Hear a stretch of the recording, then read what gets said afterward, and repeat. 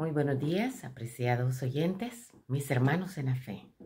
Qué bendición es estar junto con ustedes para leer nuevamente Esperanza a tu vida. Gracias por ser parte de estas lecturas. Leeremos para este día en Primera de Timoteo, capítulo 1, versículo 3. Dice las Sagradas Escrituras: Cuando partí para Macedonia, te rogué que te quedases en Efeso para que requirieras a algunos que no enseñen doctrinas extrañas. Cuida la doctrina. El mensaje, que ha de estar siempre por encima del mensajero, puede y debe ser adaptado a cada lugar y cultura. No obstante, debe ser guardado en su pureza original. Por eso, el apóstol le ordena a Timoteo que no enseñe una doctrina diferente, que no preste atención a fábulas o cuentos rabínicos, ni busque en las interminables genealogías para probar una descendencia de la familia de David. Somos salvos por su gracia, para vivir en armonía con su voluntad.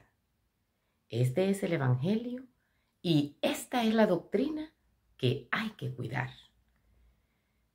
El discipulado es relacional, sí, pero en primer lugar es relacional con el Señor y su doctrina. Seguir al Señor es seguir su doctrina. Por eso, Martín Lutero aseguraba que cualquier enseñanza que no se ajuste a la Escritura debe ser desechada, aunque haga llover milagros todos los días. Pablo fue imperativo, usando expresiones como te mando, te encarezco, para aleccionar al joven Timoteo, no solo para recordarle que era pastor de Éfeso, sino también combatiente de las huestes celestiales. Timoteo tenía que mantener la verdadera doctrina, la sana palabra, y desestimar la falsa doctrina y las vanas palabrerías. En ese momento, la falsa doctrina era una inadecuada interpretación de la ley de Dios. Pretendían sacar a las personas de la esclavitud del pecado para llevarla a la esclavitud del legalismo.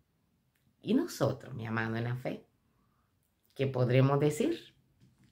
¿Será acaso que en algún momento también hemos incurrido en estas situaciones?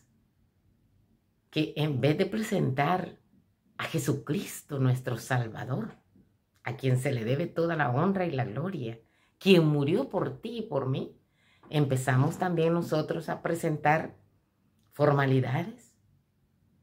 Si más bien nosotros siguiéramos la instrucción divina, deberíamos entonces presentar al Cordero de Dios que quita el pecado del mundo. Y luego, cuando las personas aprenden a amar a nuestro Señor y Salvador Jesucristo, es más fácil obedecer cuando ya se ama. Pero imaginémonos nosotros, ¿cómo sentiría una jovencita que está enamorada, ama a su novio, están comprometidos y se van a casar?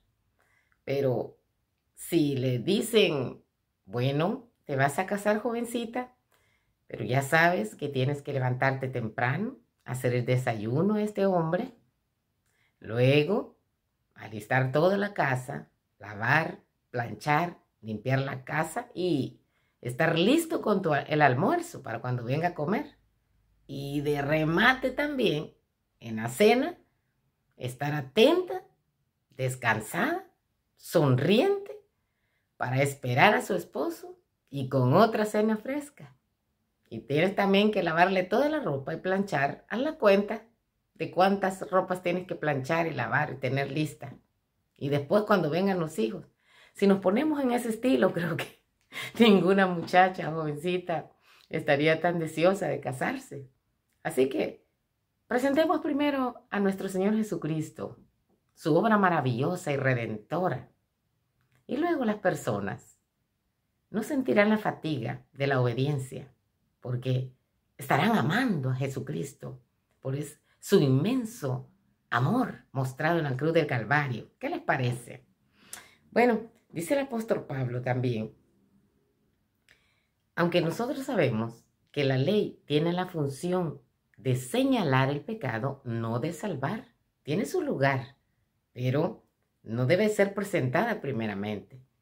Pues, aunque tiene su lugar, como decimos, en la sociedad donde tú vives, en el país donde radicas, donde resides, hay leyes de cumplir, ¿sí o no? Si no cumplimos las leyes, simplemente estamos en problemas, nos metemos en problemas. Igualmente, la ley de nuestro Señor Jesucristo, ahí en la santa palabra de Dios, nos señala a nosotros el pecado, igual que las leyes en los países donde tú vives señalan que es delito. ¿Para qué? Bueno, para que los ciudadanos anticipadamente conozcan cuál es la manera de proceder, igual nosotros los cristianos, queridos. La ley únicamente nos señala el pecado. ¿Para qué? Para que nosotros chequeemos nuestra vida y nos evaluemos y veamos si estamos en la fe o no estamos en la fe. Las verdades bíblicas son el corazón del cristianismo. Si permitimos la entrada de falsas doctrinas, ¿qué es lo que pasará? Bueno, distorsionamos el mensaje, simplemente. Cuando respondemos de forma irreverente, blasfemamos. Cuando publicamos una teoría controvertida que se opone a la verdad bíblica, nos hacemos herejes en ese momento. Y cuando renunciamos o abandonamos la fe, caemos en apostasía. La blasfemia es maldecir, renegar contra lo que ya nosotros hemos creído de la santa palabra. Herejes es sostener una herejía. Es una afirmación, oposición a principios que ya están establecidos en la palabra del Señor. O en algunos momentos podrá ser también a la comunidad religiosa donde tú pertenezcas. La apostasía es la renuncia o el abandono de las creencias religiosas. Para este caso, porque también puede ser aplicarse a lo político, pero en este caso estamos hablando de lo religioso. Así que la doctrina es enseñanza. Entonces, ese conjunto de enseñanzas que la misma palabra de Dios nos muestra a nosotros, porque toda la escritura, dice la palabra de Dios, toda la escritura es inspirada por Dios y es útil para enseñar, para redarguir, reprender, para enmendar, para instruir en justicia. Segunda de Timoteo 3:16. ¿Cuál debe ser tu actitud, mi actitud, frente a la doctrina?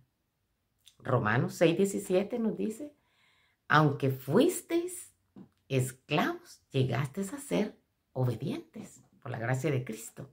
Entonces, la actitud de nosotros frente a la enseñanza de la palabra de Dios debe ser obediencia.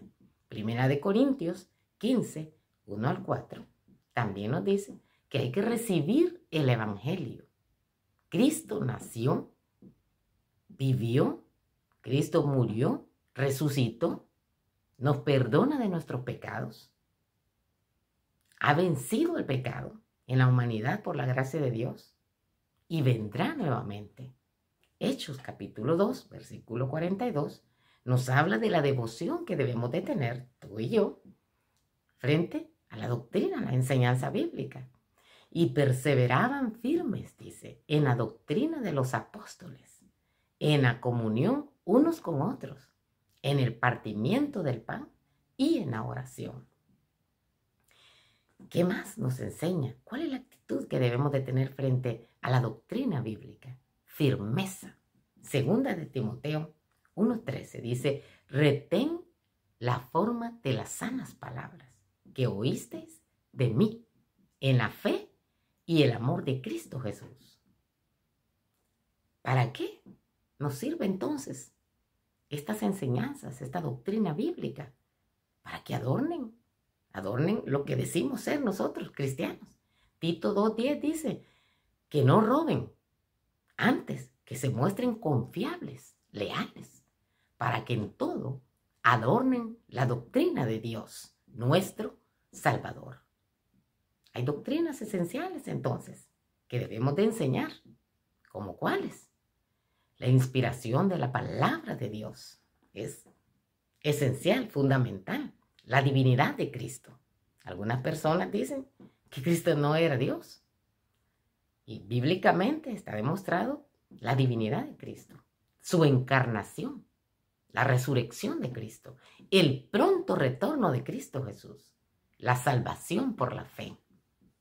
Allí, en Hechos, el apóstol Pablo también dice, arrepentíos y sed bautizados, cada uno en el nombre de Jesús.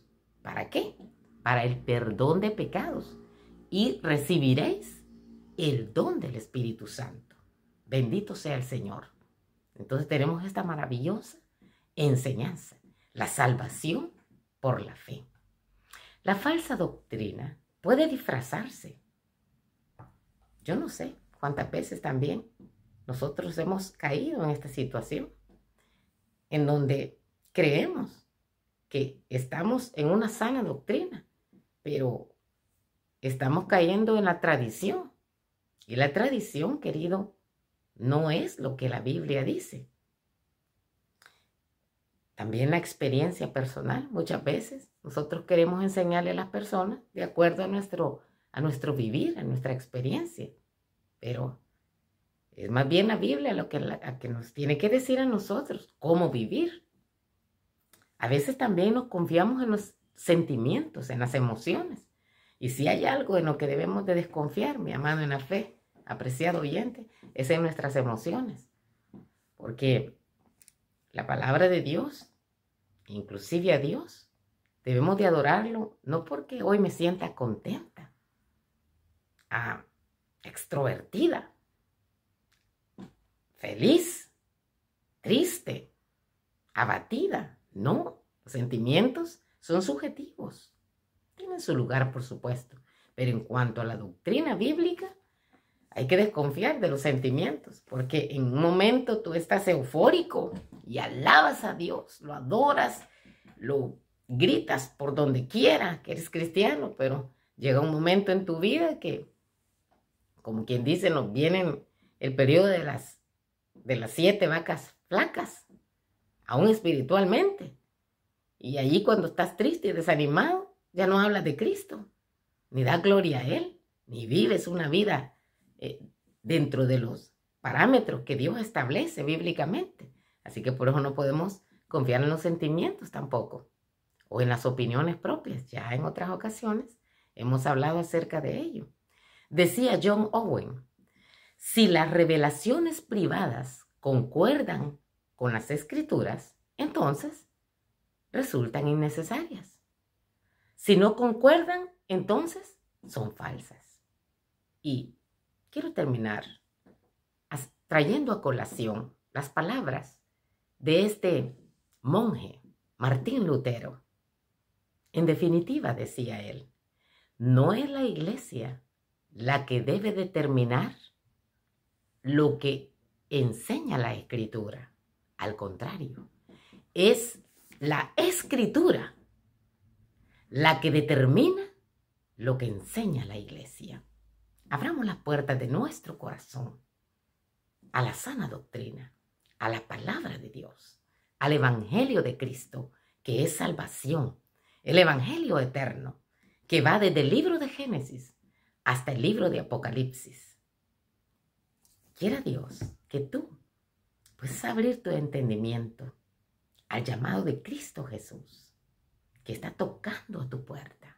He aquí, yo estoy a la puerta y llamo. Si alguno oye mi voz y abre la puerta, entraré a él, cenaré con él y él conmigo. En estos tiempos, lo que más se disfruta casi en casa puede ser cualquiera, el desayuno, el almuerzo o la cena, pero en la cena como que ya la familia viene toda, se reúne, ya vienen de estudiar, de trabajar. Si es que tienes tu comidita, porque sé que hay personas también que apenas hacen una comida al día, o dos, o algunos, ni una siquiera. Pero simbólicamente hablando acá, dice, cenaré contigo, es decir, que Jesús quiere quedarse contigo. Cuando los israelitas veían a una persona que estaba cerca de sus casas o llegaba a su casa y ya el sol estaba por bajar, era su responsabilidad acoger a esas personas, hospedarlas. Entonces, Jesús te dice a ti, si tú abres la puerta de tu corazón, yo entraré a tu corazón, a tu vida. Cenaré contigo. Significa que Él quiere quedarse allí morando, que quiere quedarse hospedado. Vamos entonces, abramos la puerta de nuestro corazón a mi amado Salvador.